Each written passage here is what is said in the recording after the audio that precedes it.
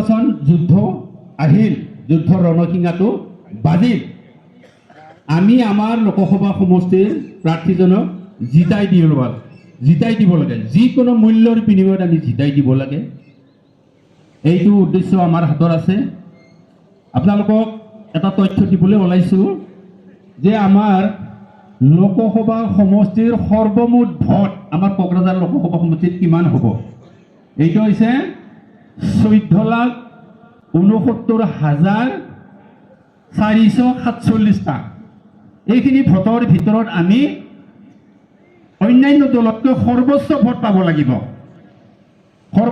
পাব লাগিব। আৰু আমাৰ বিধানসভা সমষ্টি আমাৰ 9টা আছে। আৰু MCLA সমষ্টি আমাৰ ব্লক আছে আমাৰ 25টা ব্লকৰ পৰা 25টা MCLA সমষ্টিৰ পৰা প্ৰত্যেকটো MCLA সমষ্টিত আমি সৰ্বোচ্চ ভোট পাব লাগিব, তেতিয়াহে আমি জয় হ'ব পাৰিম। আৰু আমি জয় কেনেকৈ হ'ম, কি কাম কৰিলে আমি অধিক ভোট পাম, কি কাম কৰিলে আমি ৰাইজৰ মৰম চেনেহ পাম, এই কথাবিলাক আমি বিভিন্ন চেনেলৰ যোগেদি আমি বিভিন্ন দলৰ সভা সমিতিবিলাকত আমি কৈছোঁ। আমাৰ নেতা কৰ্মীবিলাকে ইতিমধ্যে জঁপিয়াই পৰিছে, অলিয়ে গলিয়ে জঁপিয়াই পৰিছে, যাতে ঘৰে ঘৰে BPF, অলিয়ে গলিয়ে BPF, যিফালে যায় সিফালেই BPF, এনেধৰণৰ নাম চানি ধৰে গোটেই অঞ্চল। আমি ইতিমধ্যে গম পাইছোঁ, যোৱাবাৰ আমাৰ MP ইলেকশ্যনত আমি হাৰিছোঁ। আমাৰ প্ৰমীলা বাইদেৱে কিমানৰ হাৰিছে?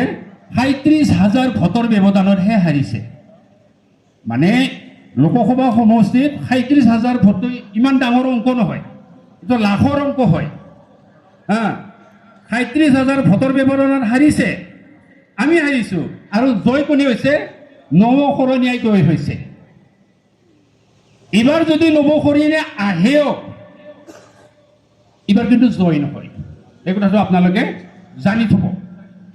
এইবাৰো পৰাজয় হ'ম নেকি, মনত এটা ভয় ভাৱটো নাৰাখিব। সেইটোৰ কাৰণে মই আপোনালোকক সাহসেৰে কৈছোঁ, সাহস দিয়াৰ কাৰণে কৈছোঁ যে সুদূৰ তামোলপুৰ সমষ্টিটো কোকৰাঝাৰৰ আছিল ল'বাৰ। এইবাৰ কি হৈছে, সমষ্টিটো ডিলিমিটেশ্যন হৈ গ'ল। তামোলপুৰ সমষ্টিটো দৰং ওদালগুৰি সমষ্টিত গুচি গ'ল। হীৰাশৰণীয়া অৰ্থাৎ নৱশৰণীয়া সৰ্বোচ্চ ভোট পাইছিল তামোলপুৰত, কাৰণ তেওঁ তাতে জন্ম, সৰ্বোচ্চ ভোট পাইছিল তেওঁ। গতিকে সেই ভোটখিনি কিন্তু এতিয়া কোকৰাঝাৰ লোকসভা সমষ্টিত ডিলিট হৈ গ'ল, নাই ইয়াত, সেই ভোটটো নাহে। হীৰাশৰণীয়াক ভোট দিবলৈ সেই ভোটখিনি আৰু কোকৰাঝাৰত নাহে। বৰমা সমষ্টিত তেওঁ ভোট পাইছিল, সেই ভোট দিয়া মানুহখিনি দক্ষিণ অঞ্চলৰ ভোটখিনি টিহু সমষ্টিত গুচি গ'ল, এইটো ডিলিট হৈ গ'ল। ভৱানীপুৰত যিখিনি ভোট তেওঁ পাইছিল সেইটো ডিলিট হৈ গ'ল, পাঠশালা সমষ্টিত গুচি গৈ পেলাই বৰপেটা সমষ্টিত গুচি গ'ল।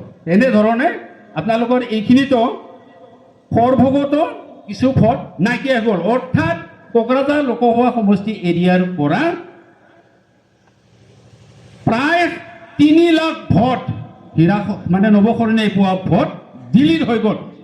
গতিকে তেওঁ যিমানেই নুযুঁজক, এইবাৰ তেওঁ জয় হোৱাৰ কোনো আশাই নায়েই। অৰ্থাৎ আমি 37,000 ভোটৰ ব্যৱধানত আমি হাৰিছোঁ, তেওঁ পোৱা ভোট 3 লাখ নাইকিয়া হৈ গ'ল। আমি ছেকেণ্ড পজিশ্যনত থকাটো ফাৰ্ষ্ট পজিশ্যনত আহিল নে নাই? অংকবিলাক তেনেকুৱা। আৰু এটা মজাৰ কথা আছে, এই সমষ্টি ডিলিমিটেশ্যনটো আমাৰ কাৰণে আশীৰ্বাদ হৈছে। পৰ্বতজোৰা MCLA সমষ্টিটো ইয়াৰ আমাৰ ভোটাৰবিলাকে, সেই অঞ্চলৰ ভোটাৰবিলাকে ধুবুৰী সমষ্টিৰ MPকহে সেই এৰিয়াৰহে আছিলে, ধুবুৰী সমষ্টিৰে ভোট দিছিল। এই সমষ্টি ডিলিমিটেশ্যনৰ পিছত পৰ্বতজোৰাটো BTCৰ অন্তৰ্গত এটা সমষ্টি হ'ল, নতুনকৈ সমষ্টি হ'ল। গতিকে সেই ভোটখিনি আমাৰ সংযোজন হ'ল। আমি ইতিমধ্যে ঘূৰিছোঁ, যোৱাকালি গোটেই কোকৰাঝাৰ জিলাৰ যিমানখিনি ব্লক আছে আমি যোৱাকালি সম্পূৰ্ণ কৰিছোঁ। আমাৰ সভাপতি ডাঙৰীয়া আছে।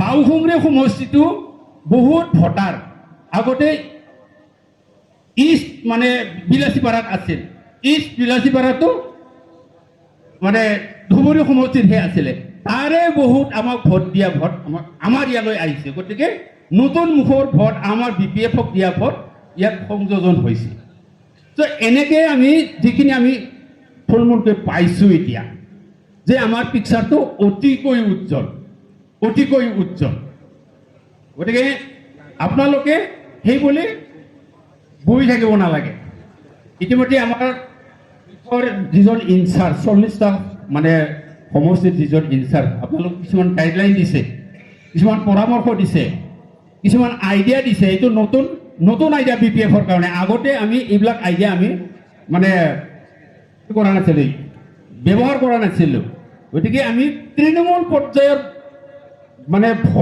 ভোটাৰক লগ পোৱাৰ কাৰণে সেই আইডিয়াবিলাক লোৱা হৈছে আপোনালোকে সেই আইডিয়াবিলাক লৈ যাওক বুথলৈ লৈ যাওক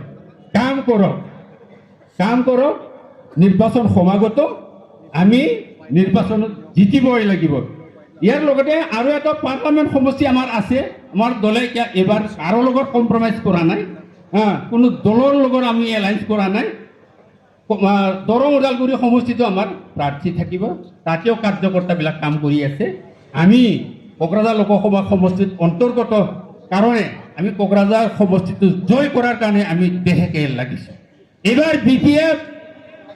এবাৰ BPF খেলৰে যাক ফেচাৰ নিচিনা নহয় অশ্বমযজ্ঞৰ ভৰা এটাৰ এই লেকাক কোনেও ধৰি ৰাখিব নোৱাৰে গুচি যাব কোকৰাঝাৰৰ পৰা দিল্লীলৈ আমাৰ MP